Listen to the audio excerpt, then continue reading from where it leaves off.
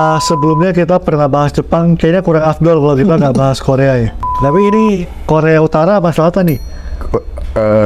Selatan. Mereka itu sangat terorganisir dan sangat tersinergi dengan semuanya. Kalau kita nonton K-drama gitu ya, kita bisa lihat bahwa yang dipopulerkan, yang coba dijual bukan cuma dramanya aja, acaranya aja, tetapi juga budaya. Yang ganteng, yang cantik, tapi juga budayanya. Mereka itu untuk menikah dan punya anak itu tuh sangat undur.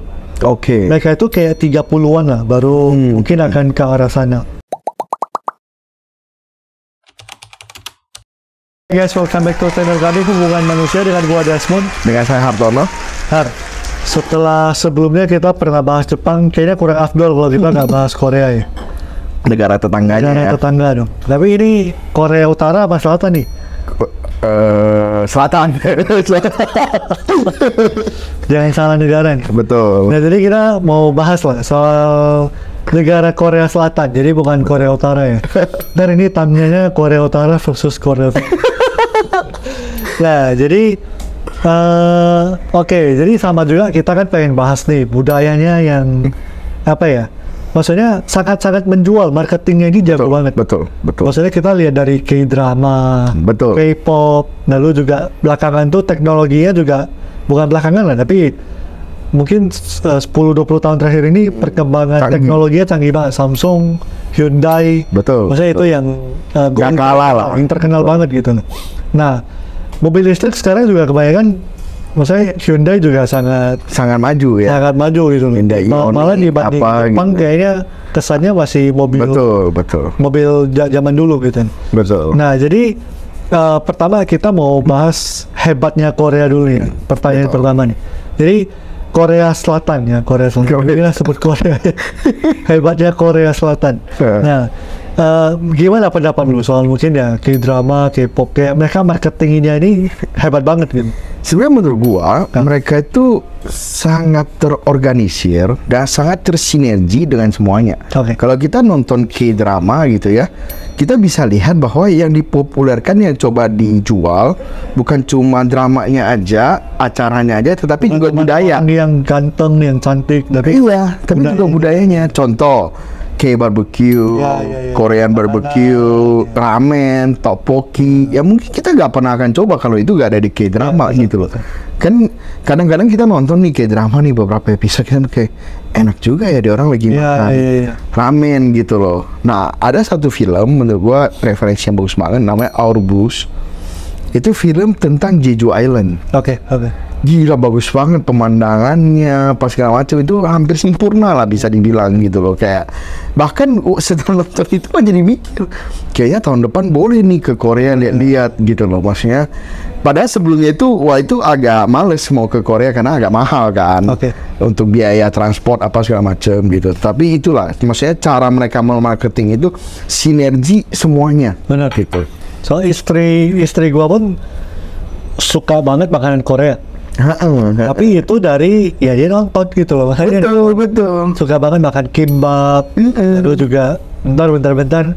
Kalau pengen makan apa kimbap ya, apa korbek ya gitu. Iya. Padahal ya kadang kalau menurut saya sendiri sih, saya lebih suka makanan Jepang gitu. Menurut saya lebih variatif sih. Saya malah lebih suka makanan Indo yang jadul-jadul. Indonesia enak dibandingin Jepang Korea ya. Dibandingin ya, kalau Korea Jepang lah masih oke ya. Lebih senang sama makanan Jepang. Sama, aku juga lebih suka makanan Jepang. Kalau Indonesia jelas Indonesia pilihannya jauh lebih banyak. Kita juga banyak favoritnya. Iya, lebih banyak favoritnya lagi. Habis itu kayaknya juga semua anak muda tuh pengen jadi idol K-pop, idol ataupun artis Korea. Penampilan, cara pakai baju. Maksudnya begitu hebat mereka memarketing negaranya gitu. Satu negara ini di marketing. Dan bahkan ya, mereka itu semuanya sinergi. Jadi jarang banget kita nonton Korea drama itu pakai iPhone. Selalu Samsung, banyakan. Biasanya itu yang tergantung sponsor kan. Betul. Kalau ada Netflix, ya itu kayaknya nggak selalu Samsung. Banyakan iPhone. Bahkan lo pernah lihat ada yang ke acara K-pop, dia mau foto iPhone, mau minta foto bareng pakai iPhone, ditolak karena mereka pakainya Samsung gitu. Nasionalis ya?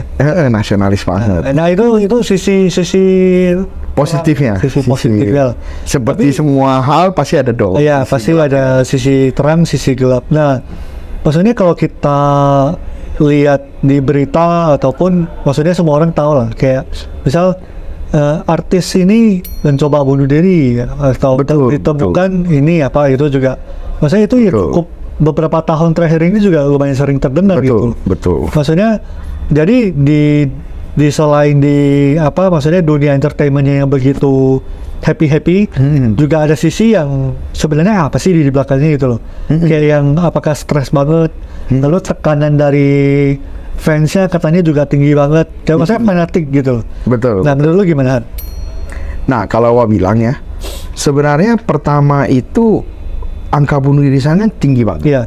Karena mereka itu merasa bahwa ada sebuah gambaran hidup itu harus sempurna, sehingga tidak bisa menerima hidup yang seperti yang mereka punya. Makanya banyak yang memilih bunuh diri. Bahkan katanya hampir tertinggi se-Asia kalau dari data terakhir ya gitu.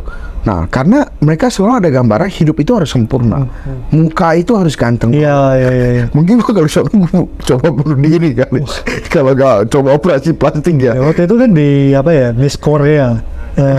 Waktu itu apa ada kayak daftar peserta.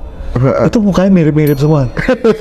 Karena kan dari satu company yang ya maksudnya sangat-sangat tinggi gitu lah ya. Itu salah satu yang membuat menurut gua kunci dari kebahagiaan bukan apa yang kita miliki, tetapi bisa menerima apa yang kita punya.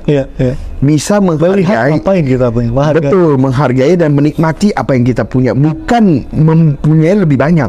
Mau sebanyak apapun, kalau lu gak ngerasa itu lu cukup, ya gak akan cukup. Ya setuju sih, maksudnya dengan begitu mengejar kesempurnaan, sedangkan sempurna ini juga ya nggak ada gitu loh. Betul. Karena nggak akan ada yang sempurna. Betul. Kita udah lihat satu hal bagus, pasti ada yang lebih bagus lagi kan. Betul. Akhirnya ya selalu nggak cukup sih gitu loh. Nah itu mungkin satu sisi. Lalu juga soal kesetaraan gender katanya di sana juga lumayan timpang kan katanya. Jadi kayak income cowok katanya bisa lebih tinggi gitu. Ini nggak tahu ya benar apa enggak, tapi maksudnya yang gua baca ada hal-hal seperti itu. Nah jadi mereka itu nggak cuman dari kerja, dari sekolah pun udah begitu kan. Jadi kenapa mereka itu setara kesehatan mental ini agak mengkhawatirkan. Jadi mereka itu dari sekolah tuh lu udah harus berprestasi. Oke. Baru nanti lu bisa masuk ke univ bagus. Dari univ bagus pun katanya univ bagus ini tuh akan melihat background keluarga lu. Kalau lu dari keluarga yang kurang atau orang tua lu ada track record yang kurang lu bisa dibully habis nih. Gitu loh. Jadi kayak gila berat juga ya. Lu makin kayak ibaratnya lu di kalau kasta atas nih hidup lu mungkin akan tapi kalau lu di kasta tengah atau bawah ini, wah lu sulit banget untuk naik kasta. Kayak tersegmentasi. Lu tersegmentasi banget. Ini dari yang gua dengar dan gua lihat sih. Betul. Baca ataupun dari video YouTube lain gitu. Nah jadi itu yang bikin kenapa mereka itu sulit gitu. Bahkan kayak katanya buat masuk ke kayak company kayak Samsung, itu pun lu relasinya harus kuat banget. Betul. Lalu selain itu juga penampilan. Maksudnya lu pernah denger kan? Iya. Lu buat lamar kerja tuh penampilan nomor satu gitu. Kalau lu menurut mereka penampilannya nggak kurang agak ini. Nah lu gak diterima gitu. Benar ngeri sih memang. Ini juga ada problem yang sama juga kayak di Jepang. Betul. Jadi mereka itu untuk menikah dan punya anak itu tuh sangat mundur. Mereka itu kayak 30-an lah baru mungkin akan ke arah sana. Karena ada banyak prioritas lain gitu ya. Karena balik lagi ke tadi soal kerja dan sekolah.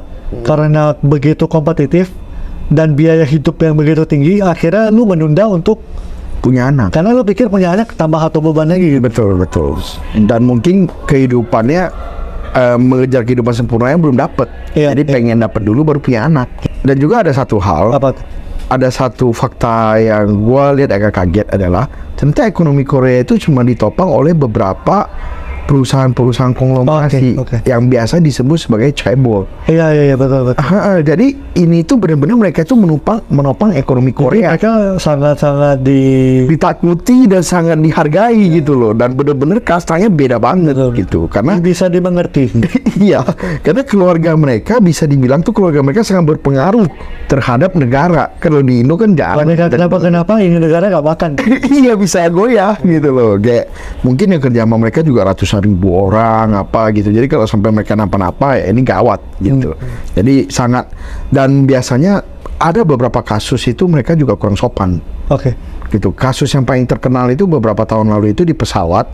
Ada salah satu itu marah karena di serve macadamia nut pakai kantong maksudnya di package gitu loh, nggak di mangkok. Marah sampai itu punya yang serve itu katanya sampai dipecat. Cuma karena itu, ya kan di pesawat kita biasa ya.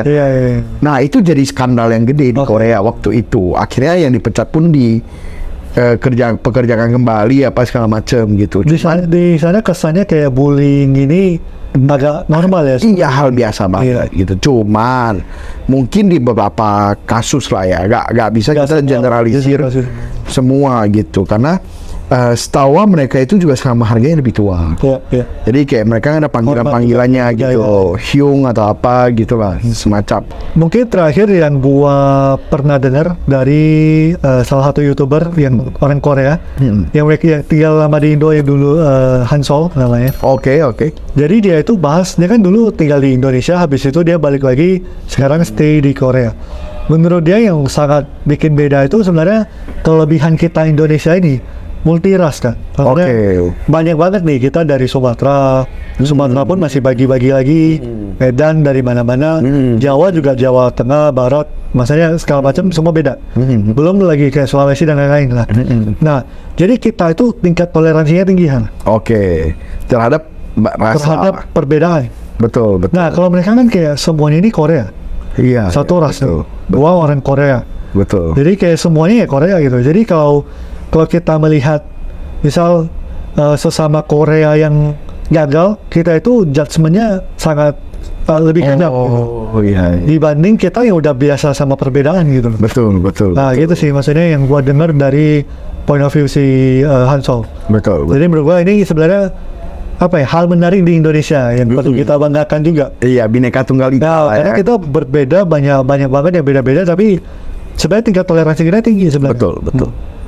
Jangan sampai ini tuh jadi justru maksudnya ini tuh kehebatan kita sih. Iya, ini nilai plusnya kita banget gitu sih. Ada lagi tambahan untuk Korea? Udah sih ya. Udah ya. Nah, jadi teman-teman, ini hal yang kita rasa bisa kita belajar dari Korea, hal-hal bagusnya, tapi juga ada mungkin sisi lain yang jangan kita juga kejebak di sana gitu. Nah, jadi semoga apa yang kita share ini bisa bermanfaat untuk teman-teman. Jangan lupa di like, di subscribe, dan di komen ada pertanyaan ataupun ada komentar. Sampai ketemu di video berikut. Thank you.